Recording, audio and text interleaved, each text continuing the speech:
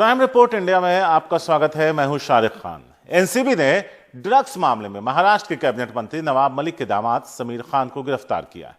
अब जांच एजेंसी उनकी बताई जगहों पर छापेमारी कर रही है। एनसीबी ने बांद्रा में उनके घर पर भी छापा मारा। एनसीबी समीर खान का मेडिकल जांच करवा रही है, जिसके बाद उन्हें अस्पताल से अदालत में पेश किया जाएगा।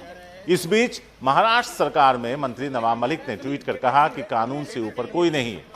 सूत्रों ने बताया है कि ड्रग्स मामले में एक आरोपी और उनके बीच 20,000 रुपए के कथित ऑनलाइन ट्रांजैक्शन का मामला सामने आने के बाद एजेंसी ने उन्हें तलब किया। इस मामले में ब्रिटिश नागरिक करण सजनानी और 2 अन्य को पिछले सप्ताह 200 किलोग्राम ड्रग्स के साथ गिरफ्तार किया गया था। गौरतलब है कि एजेंसी ने मंगलवार को मुंबई के प्रसिद्ध मुच्छड़ पान वाला दुकान के एक मालिक रामकुमार तिवारी को भी गिरफ्तार किया था। नवाब मलिक ने क्या ट्वीट किया आपको बताते हैं। कोई भी कानून से ऊपर नहीं है और इसे बिना किसी भेदभाव के लागू किया जाना चाहिए। कानून अपना काम करेगा और न्याय की जीत होगी। मैं न्यायपालिका का सम्मान करता हूं और उसमें पूरी निष्ठा है। सुनील सिंह है हमारे साथ इस बारे में ज्यादा बात करने के लिए। सीधे सुनील के पास चलते हैं। सुनील, ये मामले कितने गंभीर हैं? क्योंकि जो रामकुमार तिवारी को पकड़ा गया था, मुच्छड़ के मालिकों में से एक, आधा किलो बरामद हुआ था ड्रग्स, उसके बाद भी उन्हें बेल मिल गई। अब यहां सिर्फ 20,000 रुपए के ऑनलाइन ट्रांजैक्शन का मामला है।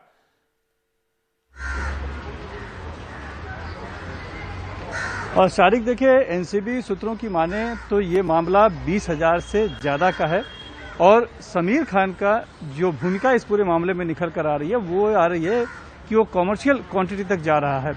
यानी उनके ऊपर 27 ये लगाए जाने की यहाँ पर बात है। फिलहाल एनसीबी उन्हें यहाँ पर, ये एक्सप्लेनेड कोर्ट है, किला कोर्ट के नाम से जाना जाता है, यहाँ पर लाया गया है रिमांड के लिए। यहाँ पर रिमांड ली जाएगी उनकी। जो सरकारी वकील हैं एनसीबी के, अतुल सरपांडे, उन्होंने जो यहाँ बयान दिया है कैमरे पर, उनका कहना है कि करण सजनानी जो आरोपी पहले से गिरफ्तार था और समीर खान के बीच में ढेर सारे चैट्स भी मिले हैं जो कि ड्रग्स से संबंधित हैं। पैसे का जो लेन देन है, जो 20,000 बताया जा रहा है, उससे भी ज्यादा का अमाउंट है और बहुत से पैसे कैश में भी लेन देन हुए हैं, जिसकी जानकारी है। साथ ही कुछ ऐसे चैट्स भी मिले हैं और कुछ तस्वीरें मिली हैं जो कि शक पुख्ता करती है। इसीलिए जब कल दिन भर उनसे पूछताछ हुई और उन्होंने संतोषजनक जवाब नहीं दे पाए, तब समीर खान को गिरफ्तार कर लिया गया और आज यहाँ पर कोर्ट में लाया गया है। ये जो पूरा मामला है, शनिवार को 9 जनवरी को सामने आया था, जब करण सजनानी और 2 बहनें राहिला और साइस्ता गिरफ्तार हुई थी और 200 किलो गांजा, उसमें कुछ बर्ड्स से और एक जो है ओजी कुश जो होता है, जो कि इंपोर्टेड एक बर्ड से, उसके साथ गिरफ्तारी हुई थी। और उसी संदर्भ में पहले मुच्छड़ वाले का नाम सामने आया, क्योंकि सजनानी ने बताया था कि मुच्छड़ पान वाले को उन्होंने आधा किलो दिया है। तो वो मुच्छड़ पान वाले को वहां से बुलाया गया। रामकुमार, कई मालिक हैं, उसमें से एक रामकुमार तिवारी को बुलाया गया। रामकुमार तिवारी ने ये तो बताया कि हम किसी कोई व्यक्ति आया था और वहां पर रख के गया था और कहा कि बेच के पैसे देना, तो हमने सिर्फ रख दिया था, उससे बेचा नहीं था। तो उनका थोड़ा सा लाभ ये मिला कि वो पैकेट वैसे का वैसा ही था, उन्होंने खोला नहीं था, तो शायद वो उसमें इन्वॉल्व थे या नहीं थे, ये पुख्ता नहीं हो पाया। तो इसीलिए उनको, और चूंकि गांजे की क्वांटिटी कम थी, तो वो उनको जमानत हो गई।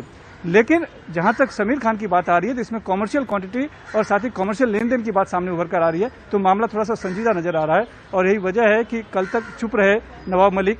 आज उन्होंने ट्वीट करके ये कहा है कि कानून सबके लिए बराबर है और कानून अपना काम करेगा और मुझे न्यायपालिका पर विश्वास है। फिलहाल समीर खान को यहाँ पर लाया गया है और अब उनसे रिमांड की मांग की जा रही है इस किला कोर्ट में।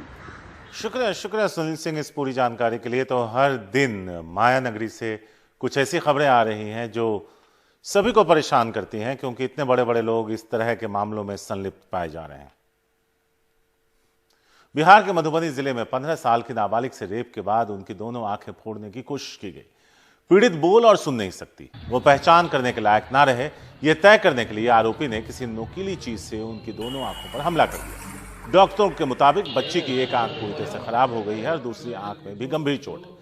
पुलिस ने आरोपी को गिरफ्तार कर लिया है। विभागीय तहकीकात जारी है। इस बीच बिहार में बढ़ते क्राइम को देखते हुए नीतीश सरकार की जमकर आलोचना हो रही है। इस बीच 2 दिन पहले पटना में इंडिगो एयरलाइंस के स्टेशन मैनेजर रूपेश कुमार की हत्यारों का अब तक कोई सुराग नहीं मिला है।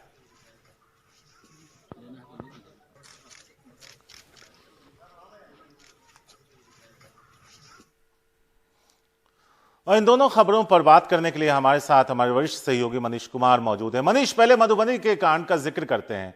एक ऐसी लड़की जो बोल सुन नहीं सकती और उसकी आंखों पर भी हमला किया गया, उसके साथ बलात्कार किया गया। बिहार की कानून व्यवस्था को हो क्या गया है? क्योंकि जब नीतीश कुमार आए थे तो सुशासन की बातें होती थी। यह पूरा मामला क्या था, जरा बताइए।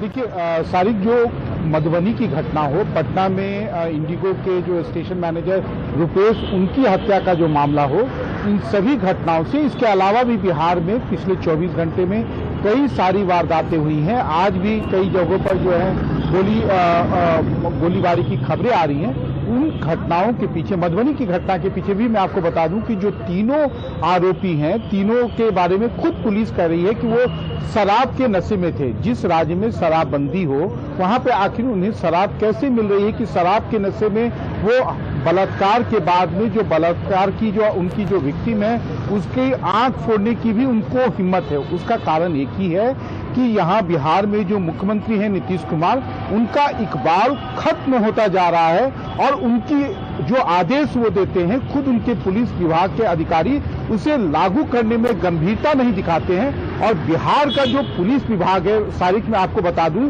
कि आपके भी बहुत सारे परिवार के लोग होते हैं, यहाँ रहते हैं, लेकिन अगर उनके साथ कुछ हो, अगर आप मदद मांगेंगे तो मेरे पास सारे पुलिस अधिकारियों के नंबर हैं, लेकिन मैं किसी भी नंबर को डायल करूंगा तो ये गारंटी नहीं दे सकता कि घटना के समय मुझे वो जरूरत या मुझे वो मदद मिल पाएगी। क्योंकि बिहार में, जैसा मैंने पहले कहा, कि नीतीश कुमार का इकबाल खत्म हो गया है।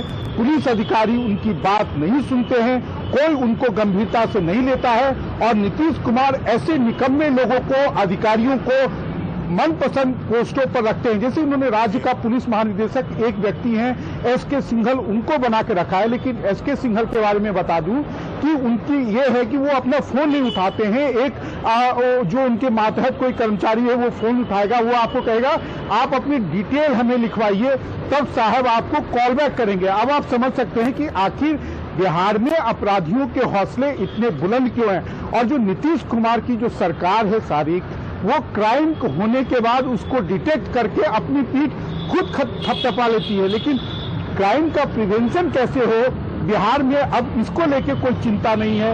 और ये शायद बिहार के लोगों की, आप कह सकते हैं कि बिहार एक ऐसा राज्य है जहां पर जाति पाति के ऊपर जो है, जातियों के ऊपर, जातीय समीकरण के ऊपर लोग वोट देते हैं।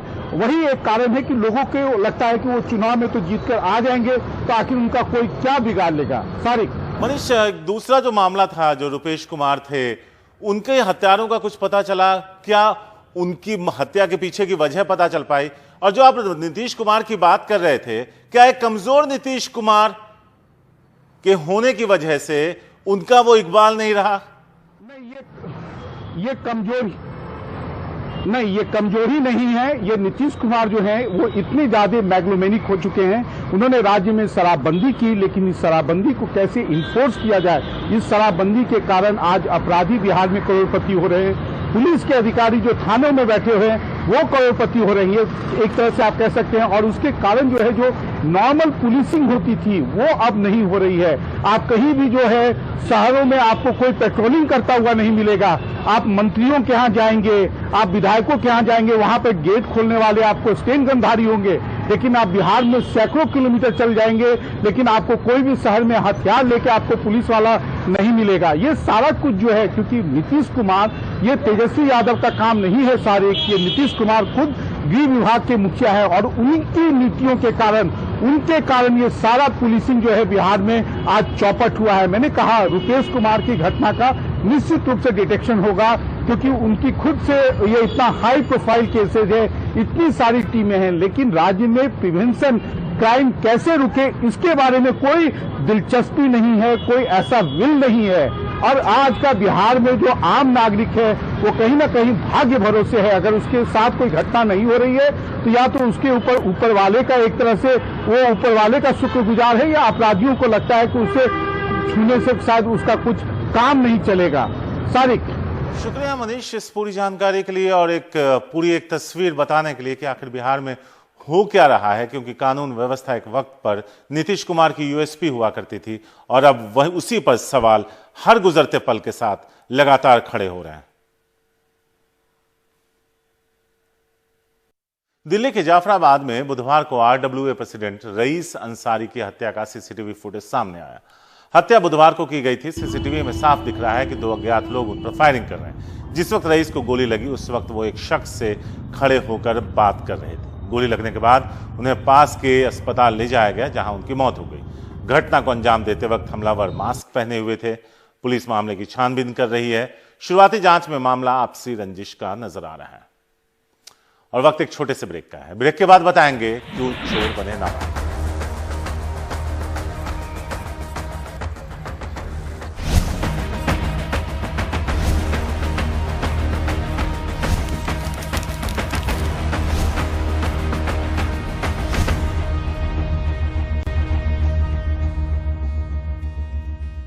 हैदराबाद के लोन ऐप स्कैम में अब तक 5 चीनी नागरिकों की गिरफ्तारी हो चुकी है। भारत से भी इस रैकेट से जुड़े कम से कम 30 लोग गिरफ्तार किए गए हैं। इस स्कैम से पीड़ित 6 लोगों ने अब तक खुदकुशी कर ली है।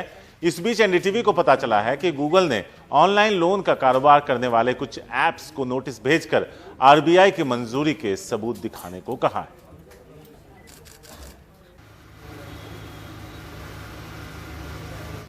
A complaint was registered in cybercrime police station, and based on the telephone number, our people has worked out technically, and a team was sent to Pune, where in Pune, Jia Liang Infotech Private Limited call center in Koregaon Park area near Pune station was raided.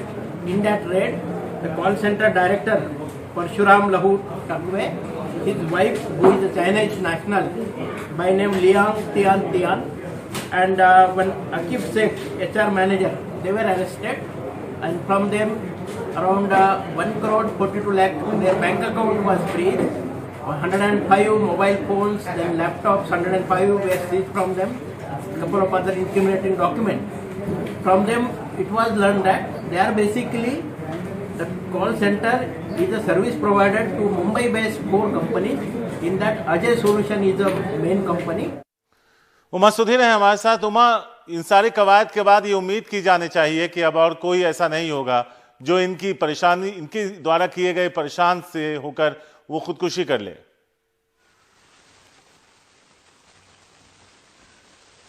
Police और सरकार की कोशिश तो यही है कि ऐसे कोई घटना फिर से ना घटे जिसमें किसी की जान चली जाए ऐसे हैरेसमेंट की वजह से। लेकिन ये बहुत बड़ा चैलेंज कहना चाहिए होगा, क्योंकि एक तरफ तो 1000 से ज्यादा ऐसे लोन एप्स हैं जहां से लोग अपना पैसा, जबकि उनको बहुत डिस्ट्रेस में है, इकोनॉमिक डिस्ट्रेस है, कोई जॉब नहीं है, कोई सैलरी नहीं है, तब लोग ऐसे एप्स की तरफ मुड़ते जाते हैं, क्योंकि उनको बैंक्स या कोई और जो फॉर्मल सेक्टर है वहां से कोई पैसा आने की कोई गुंजाइश नहीं है। इसीलिए वो ऑनलाइन एप्स की तरफ जाते हैं। और इन ऑनलाइन एप्स में भी अगर आप देखेंगे तो अगर 1000 से ज्यादा ऐसे एप्स हैं तो उसमें सबसे ज्यादा शायद 700 या फिर 800 तक एप्स गूगल में ही हैं। और अब गूगल ने एक बहुत बड़ी स्टेटमेंट दी है ये कहते हुए कि उन्होंने नोटिस दे दिया है बहुत सारे ही इनफैक्ट ऐसे एप्स को कि आप 5 दिन के अंदर अपना प्रूफ दीजिए कि आप जो लोकल लॉस है या आरबीआई के साथ आपकी जो रजिस्ट्रेशन है या एनबीएफसी के साथ जो आप जुड़े हुए हैं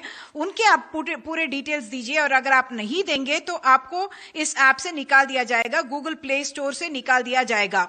लेकिन गूगल प्ले स्टोर के अलावा भी 300 या उससे भी ज्यादा एक लिस्ट एक फिनटेक एक्सपर्ट है श्रीकांत लक्ष्मणन, उन्होंने कंपाइल किया है। यानी कि उनको खत्म करना बहुत मुश्किल हो जाती है, क्योंकि अगर एक ऐप खत्म हो जाती है तो दूसरे अवतार में वो उभर के वापस आ जाते हैं और अपना काम करने लगते हैं। और जो नेटवर्क, आपने कहा कि हैदराबाद का लोन रैकेट स्कैम है, लेकिन मैं ये बताना चाहती हूँ कि पूरे देश में शायद ये फैला हुआ है। सिर्फ तेलंगाना पुलिस ने शायद ज्यादा काम किया है, इसलिए ये जो पूरा नेटवर्क है, थाने हो, मुंबई हो, नागपुर है, दिल्ली है, गुरुग्राम है, बेंगलुरु, मैसूरू, हर जगह से इसके कनेक्शंस निकल रहे हैं। और जैसे कि आप जानते हैं डिजिटल का कोई ज्योग्राफिकल अंत तो नहीं होता, और लग यही रहा है कि जो हजारों की संख्या में, करोड़ों की संख्या में जो पैसे बैंक अकाउंट से फ्रीज किए जा रहे हैं, इससे लग रहा है कि न सिर्फ लोन ऐप के बिजनेस में बल्कि इसका शायद इस्तेमाल मनी लॉन्ड्रिंग में भी हो रहा है। ये जांच एनफोर्समेंट डायरेक्टरेट भी कर रही है। लेकिन जैसे कि आपने बताया 5 चाइनीज लोगों की अब तक गिरफ्तारी हो चुकी है और उनसे जो इंफॉर्मेशन मिल रहा है उससे आगे लीड्स पुलिस जुटाने की कोशिश कर रही है। शुक्रिया उमा इस पूरी बातचीत के लिए। मुंबई की दहीसर पुलिस ने 2 नाबालिग चोर को गिरफ्तार किया जो अपनी गर्लफ्रेंड को घुमाने के लिए चोरी किया करते थे। पूछताछ में पता चला कि ये दोनों अब तक 10 auto rickshaw, 17 bike, 20 sports cycle चुरा चुके हैं। पुलिस ने 4 दूसरे लोगों को भी गिरफ्तार किया जो इनसे चोरी का वाहन खरीदते थे। इनकी गिरफ्तारी से पुलिस मुंबई में 20 अलग अलग मामले सुलझाने में कामयाब रही। दोनों खासकर बाइक पर अपनी गर्लफ्रेंड्स को घुमाने ले जाते हैं। वो भाई मोबाइल हटाओ ना, बीच में आता तुम्हारा।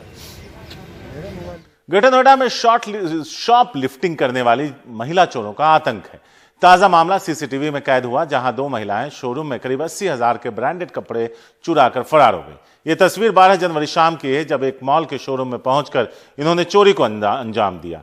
एक ने सेल्स गर्ल को उलझा कर रखा और जबकि दूसरी अपने अंदर बने चोर पॉकेट में कपड़े रखती चली गई। जब शक हुआ तो फिर दोनों वहां से बहाना कर निकल गई। मालिक ने जब सीसीटीवी चेक किया तो यह मामला सामने आया। और अब वक्त है क्राइम न्यूज रैप का। बिहार के गोपालगंज जिले में एक परिवार के 2 लोगों की गोली मारकर हत्या कर दी गई है। हमले में 2 लोग घायल हुए हैं, जिनका अस्पताल में इलाज चल रहा है। जमीन कब्जा करने का विरोध करने पर गुंडों ने वारदात को अंजाम दिया। जयपुर के नामी बिल्डर अनिल कुमार शर्मा को निवेशकों को धोखा देने के मामले में गिरफ्तार किया गया है। कार्रवाई आपराधिक अपराध शाखा ने किया है। अनिल शर्मा ने अजमेर जयपुर हाईवे पर निवेशकों को प्लॉट देने का वादा किया था। लोगों का आरोप है उसने लाखों रुपए हड़प लिए।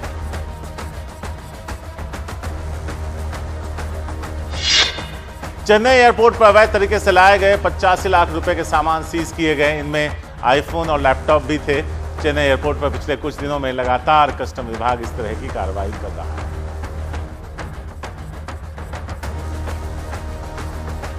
आज के शो में इतना ही। हमें दीजिए इजाजत। नमस्कार।